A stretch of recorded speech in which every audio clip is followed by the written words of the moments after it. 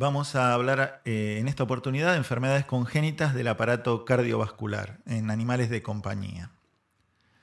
Para comenzar, vamos a presentar un algoritmo de diagnóstico que tiene gran utilidad para los médicos clínicos. Para ello, una vez que identificamos un soplo cardíaco por auscultación, debemos determinar en qué hemitórax se escucha más fuerte. Si el soplo se escucha más fuerte en el hemitórax derecho y es sistólico, tenemos dos posibilidades: comunicación interventricular o propagación de una estenosis subaórtica. Si el murmullo o soplo se escucha más fuerte en el hemitórax izquierdo y es sistólico, tenemos tres posibilidades: una estenosis de la válvula pulmonar, una estenosis subaórtica o una comunicación interventricular. Si el soplo es continuo, en el 90% de los casos es un ductus arterioso persistente. Para determinar, una vez que ubicamos el foco más fuerte en el hemitórax correspondiente, tenemos que realizar radiografías de tórax y electrocardiograma. Si el agrandamiento es biventricular, puede ser una comunicación interventricular. Si está agrandado el ventrículo derecho, una estenosis pulmonar. Y si está agrandado el izquierdo, pensaremos en una estenosis subaórtica. Recordemos que esta es una síntesis para ayuda diagnóstica para el médico clínico. Cuando nos encontramos con un soplo o murmullo continuo en el hemitórax izquierdo y realizamos electro y radiografía, vamos a valorar el agrandamiento ventricular. Si el agrandamiento es biventricular y está aumentada la vascularización pulmonar y el eje es normal, entonces debemos pensar en un ductus arterioso persistente, que lo confirmaremos por ecocardiograma. Esta última patología es quirúrgica. Si está agrandado el ventrículo derecho con sistema vascular normal y el eje está a la derecha, debemos rechequear para estenosis pulmonar. Y si ocurre que está agrandado el ventrículo izquierdo y el sistema vascular es normal y el eje está desviado a la izquierda, debemos rechequear el animal por estenosis subaórtica. En el caso de tener la sospecha diagnóstica de una estenosis pulmonar, vamos a tener un soplo sistólico izquierdo, vamos a hacer electro y radiografía de tórax. Si está agrandado el ventrículo derecho y el sistema vascular pulmonar es normal y el eje está a la derecha, hacemos eco para confirmar la estenosis pulmonar. Si el gradiente es menor a 40 milímetros de mercurio y el animal está asintomático, lo único que hay que hacer es controles. Si el gradiente está entre 50 y 80 milímetros de mercurio y el animal puede estar asintomático o sintomático, entonces ahí podemos hacer tratamiento farmacológico y o cirugía. Ahora, si el gradiente es superior al 80 milímetros de mercurio y el animal está asintomático, se indica directamente la cirugía. Ahora, ¿qué sucede si tenemos sospecha de estenosis pulmonar, pero cuando realizamos electro y rayos está agrandado el ventrículo izquierdo y el eje está a la izquierda? Entonces debemos reconsiderar el diagnóstico y pensar en una estenosis subaórtica. Lo mismo si cuando hacemos dichos estudios el agrandamiento es biventricular y hay aumento de vascularización pulmonar con eje normal, ahí debemos reconsiderar para comunicación interventricular. En el caso de tener la sospecha de estenosis subaórtica en un animal con síncope, retraso de crecimiento y un soplo sistólico izquierdo que irradia las carótidas, vamos a realizar electrocardiograma y radiografía de tórax. Si está aumentado el ventrículo izquierdo, el sistema vascular pulmonar es normal y el eje está desviado a la izquierda, con el ecocardiograma confirmaremos la estenosis subaórtica. Si el gradiente es bajo, habrá que realizar tratamiento farmacológico y control. Si el gradiente es superior a 80 milímetros de mercurio, cirugía. En el caso de realizar electro y rayos y encontrar el ventrículo derecho agrandado y el sistema vascular pulmonar normal y el eje a la derecha en el electro, reconsideramos el diagnóstico para estenosis pulmonar. Ahora, si el agrandamiento es biventricular y hay congestión pulmonar con eje normal, reconsideramos la posibilidad diagnóstica de comunicación interventricular. En el caso de pensar en una tetralogía de Fallot, con un animal con cianosis, con letargo, con síncopes y convulsiones, retraso en el crecimiento y un hematocrito superior al 60%, puede cursar sin soplo o con un soplo sistólico izquierdo. Realizaremos electroradiografía de tórax.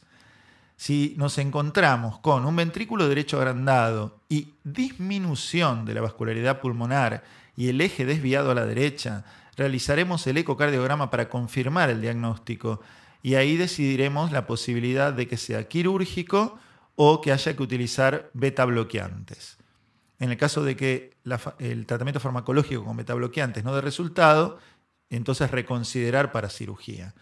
Ahora, si cuando sospechamos Fallot realizamos el electro y la placa de tórax y tenemos una silueta cardíaca normal y vascularización pulmonar normal y eje normal en el electro, debemos considerar que la cianosis no es cardiogénica. Ahora, si tenemos agrandamiento biventricular y congestión pulmonar y el eje está a la derecha, debemos considerar ductus y CIB con flujo reverso de derecha a izquierda. Vamos a comenzar ahora a hablar del ductus arterioso persistente, que es una comunicación entre la aorta y el tronco principal de la arteria pulmonar, que debería cerrarse al momento de nacer el animal. Si persiste, el flujo de izquierda a derecha producirá sobrecarga de volumen del ventrículo izquierdo, de la aurícula izquierda, congestión pulmonar y agrandamiento de la raíz de la aorta y el tronco principal de la arteria pulmonar, y un soplo continuo o murmullo continuo en la base izquierda. En el caso de estudiar un animal con sospecha de ductus a través de la radiología, vamos a empezar a describir lo que podríamos ver en una placa radiográfica. Recordemos que las razas más predispuestas para el ductus son el ovejero alemán y sus cruzas y los caniches, setter, etc. Y siempre se da más en hembras que en machos, en una proporción más o menos de 2:1. Bueno, volviendo a lo que se ve en la radiología, vamos a ver agrandamiento de la aurícula izquierda, del ventrículo izquierdo, del tronco pulmonar principal, de la aorta ascendente y descendente, hipercirculación pulmonar y, en el caso de que esté descompensado, edema o congestión pulmonar. En este caso vemos una placa dorsoventral de un animal que padece ductus arterioso persistente, donde se puede observar cardiomegalia generalizada a predominio izquierdo y congestión pulmonar. El mismo animal presenta en la radiografía laterolateral de tórax cardiomegalia izquierda con un gran atrio izquierdo que desplaza el bronquio izquierdo y la carina hacia la tráquea y congestión pulmonar. En el electrocardiograma del ductus vamos a observar las ondas R más altas que existen en la cardiología de animales de compañía y una onda P ancha, dado que la aurícula izquierda va a estar agrandada. También, si el animal pierde el ritmo sinusal, la arritmia más frecuente va a ser la fibrilación auricular. En este caso observamos un electrocardiograma bastante típico de un animal con ductus arterioso persistente, donde se observa una onda R muy alta, una onda P con base amplia y alta en el voltaje, y el segundo latido comenzando de la izquierda es un complejo ventricular prematuro. Vamos a hablar ahora del ecocardiograma bidimensional y modo M, los hallazgos en el ductus arterioso persistente. Vamos a encontrarnos con una hipertrofia excéntrica debido a la sobrecarga de volumen, un agrandamiento de la aurícula izquierda, la dilatación del tronco principal de la arteria pulmonar, y el ventrículo izquierdo va a tener una buena fracción de acortamiento o puede empezar a presentar una fracción de acortamiento baja desde el momento del diagnóstico. Esto divide a los animales con ductus en dos categorías: los animales que cursan con una miocardiopatía por sobrecarga de volumen y aquellos en los que está preservada la función contráctil del ventrículo. En el ecocardiograma bidimensional, el ductus no es tan fácil de visualizar. En el ecodoppler vamos a observar un flujo turbulento en el tronco principal de la arteria pulmonar que a veces llega hasta la válvula pulmonar y la desorganiza, provocando reflujo pulmonar secundario, un flujo turbulento en la bifurcación de la arteria pulmonar y en la aorta, y una insuficiencia mitral asociada por dilatación del anillo. Para pensar la resolución del ductus tenemos que considerar la edad, ya que es óptimo operar los animales antes de los 2 meses de edad. Si no llegan a la consulta en esa edad, la segunda ventana para el tratamiento sería hasta los 6 meses. Hay que considerar que la mortalidad de procedimiento es de 0,5% hasta los 6 meses de edad, pero entre los 6 meses y un año aumenta hasta un 10%, por eso hay que tratar de operarlos cuanto antes. Y hay que considerar la dirección del shunt, hay que operar los animales con shunt de izquierda a derecha, y hay que considerar el estadio funcional, que es una combinación de los signos clínicos más los datos ecocardiográficos. En el caso de la clase funcional 1, hay una dilatación del ventrículo izquierdo compensado, la función del ventrículo es normal y no hay síntomas. En la clase funcional 2 tenemos una sobrecarga de volumen, comenzó la falla de bomba, la fracción de acortamiento comienza a bajar y el animal tiene sintomatología moderada. En la clase 3 hay una marcada reducción de la función ventricular izquierda, hay muchos síntomas, pero con tratamiento el problema puede llegar a ser reversible con tratamiento farmacológico previo a la cirugía. En esta imagen podemos observar un corazón explantado de un paciente con ductus no operado, donde se marca la aorta, la arteria pulmonar y el ductus, que es ancho y grueso, comunicando ambas arterias. Recordemos que anatómicamente hay 6 tipos de ductus de acuerdo al flujo, 1 a 6, 1 muy poco flujo, 6 un gran flujo. Este sería un ductus tipo 4 o 5, que es lo habitual de encontrar en la clínica. En este caso observamos la pinza pasando por debajo del ductus y el corazón dilatado por la sobrecarga de volumen. Esta es una pieza de disección donde se muestra un ductus aneurismático dilatado. Esa es otra posibilidad. A veces el ductus puede ser estrecho en el extremo aórtico, estrecho en el extremo pulmonar, estrecho en ambos extremos o dilatarse de modo aneurismático. Aquí estamos viendo el ductus desde abajo y en relación a la aorta. Aquí está abierta la pieza y la pinza está introduciéndose a través de la luz del ductus hacia la aorta. El principal diagnóstico diferencial del ductus arterioso persistente es la ventana aórtico-pulmonar. En la ventana aórtico-pulmonar falla, desde el punto de vista embriológico, el tabique espiralado que separa la aorta de la pulmonar cuando se está formando el corazón. Esto provoca una comunicación muy amplia, donde lo que falta es un segmento de pared entre ambas arterias y puede estar muy cercano a la base del corazón o alejado. El tema con la ventana aórtico-pulmonar es que se producen las mismas razas en las que se produce el ductus y produce los mismos cambios auscultatorios, radiológicos y electrocardiográficos. Lo que varía es la ecocardiografía y, si se puede realizar angiografía, sería el diagnóstico de elección. Aquí observamos una radiografía lateral de un cachorrito con ventana aórtico-pulmonar donde hay cardiomegalia izquierda generalizada y congestión pulmonar. Esta radiografía del mismo paciente es en la incidencia dorsoventral. Se observa cardiomegalia izquierda, en el centro de la imagen un atrio izquierdo agrandado y los 2 bronquios fuentes divergiendo a partir del atrio y congestión pulmonar. En esta pieza anatómica se puede observar una gran ventana aórtico-pulmonar.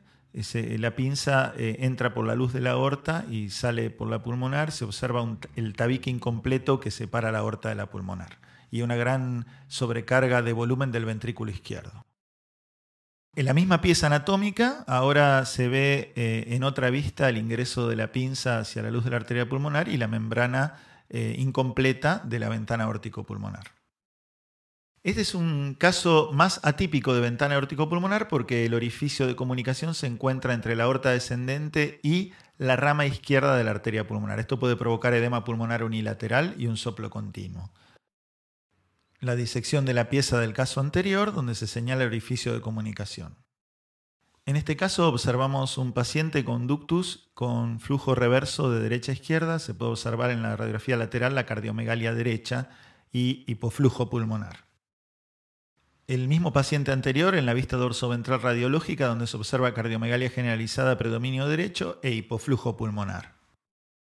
Un paciente operado de ductus arterioso persistente con disminución de la cardiomegalia izquierda y mejoría del patrón de congestión pulmonar. El mismo paciente del caso anterior en la vista dorsoventral, ausencia de congestión pulmonar y mejoría del patrón de cardiomegalia izquierda radiológica. Un electrocardiograma en ductus, donde podemos observar disminución del segmento PR, una onda delta y el patrón de preexcitación.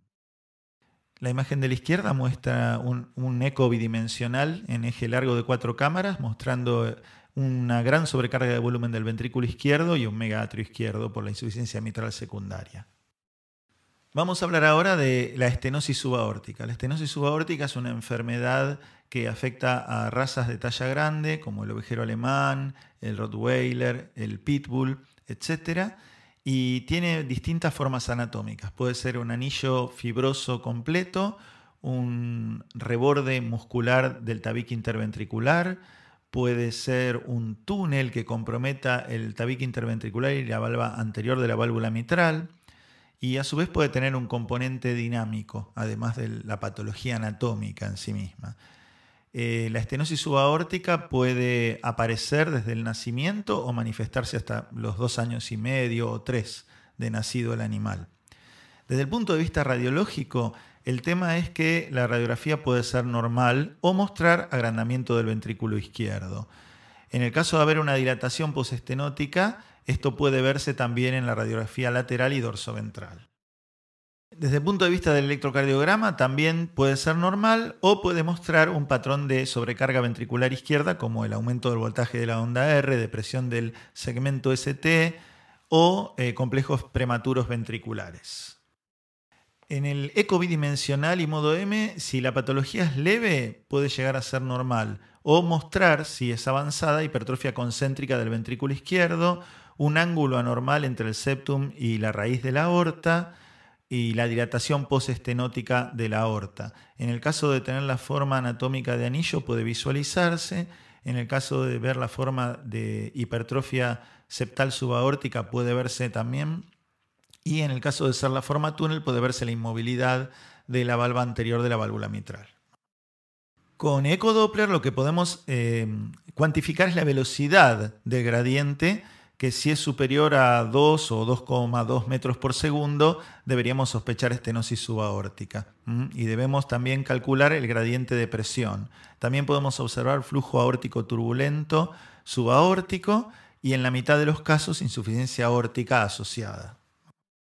Para las indicaciones quirúrgicas tenemos que considerar si el animal está sintomático, el nivel de hipertrofia ventricular izquierda, el gradiente y si hay un movimiento anterior sistólico de la válvula mitral, porque eso agrega un grado adicional de obstrucción al tracto de salida del ventrículo izquierdo.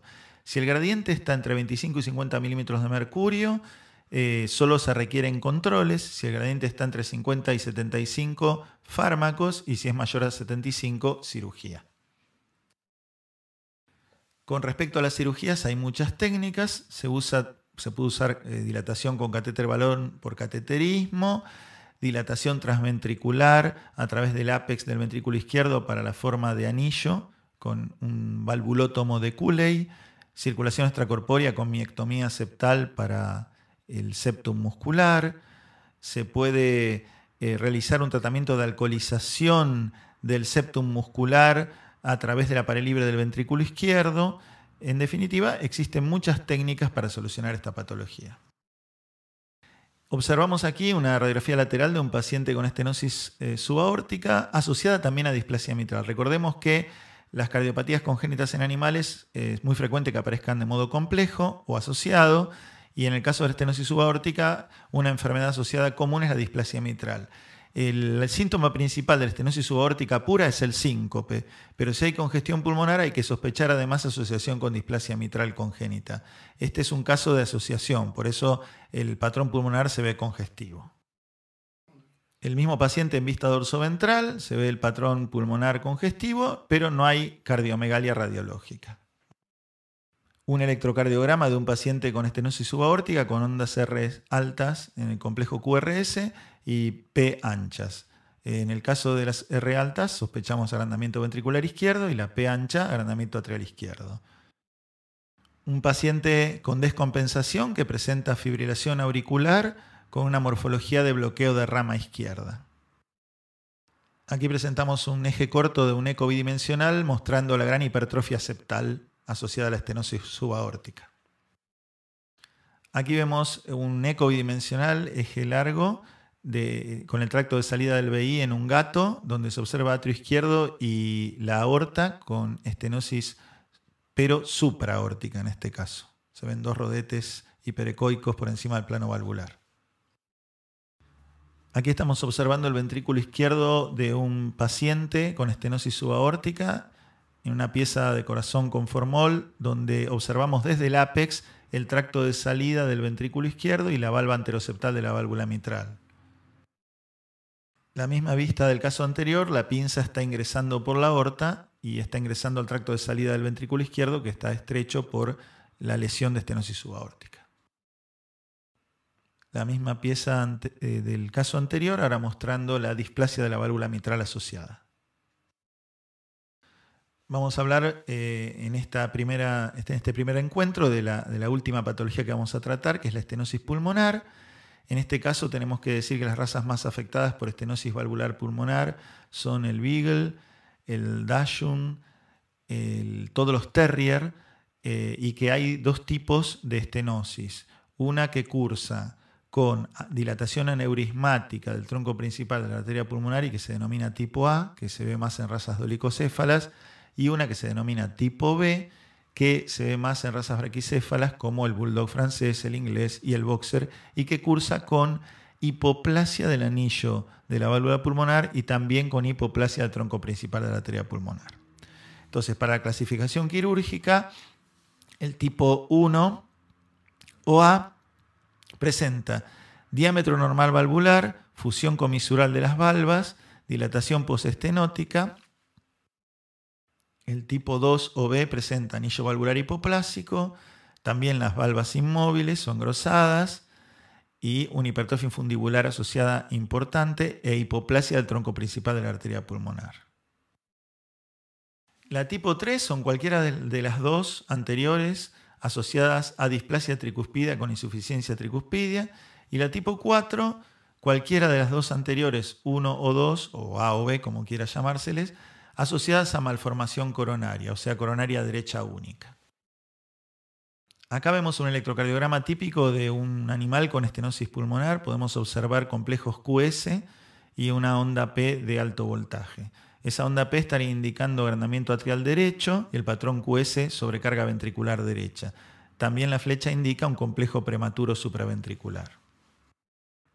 Otro electrocardiograma con ondas S profundas y P con alto voltaje. En este electrocardiograma podemos observar una P muy acuminada de alto voltaje y el QRS predominantemente negativo. Otro caso de estenosis valvular pulmonar. Para hablar de técnicas quirúrgicas hay una variedad importante. Podemos colocar un valvulótomo, un catéter balón, hacerlo a cielo abierto con oclusión de venas cavas o un parche protésico. Nosotros preferimos ingresar o por el tracto de salida del ventrículo derecho o por el tronco principal de la pulmonar, hacer puntos en U protegidos por parches de teflón y realizar la dilatación o ruptura de la válvula con una pinza hemostática, es decir, que la válvula la dejamos insuficiente. También se puede utilizar circulación extracorpórea o hacer anastomosis atriopulmonares, pero esas técnicas no están disponibles en nuestro medio. Aquí vemos un ecocardiograma de un paciente con estenosis pulmonar con hipertrofia del ventrículo derecho y aplanamiento septal en eje corto. Radiografía dorso-ventral de un paciente con estenosis pulmonar con cardiomegalia derecha. Un eje largo en eco bidimensional con hipertrofia del septum y movimiento paradojal septal.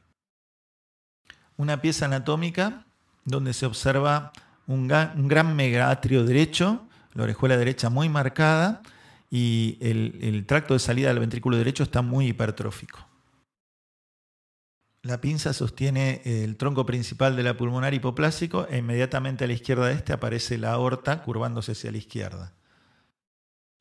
Aquí estamos mirando la válvula pulmonar desde la luz del ventrículo derecho y vemos que todo lo que queda es un orificio minúsculo metido en un anillo de tejido fibroso.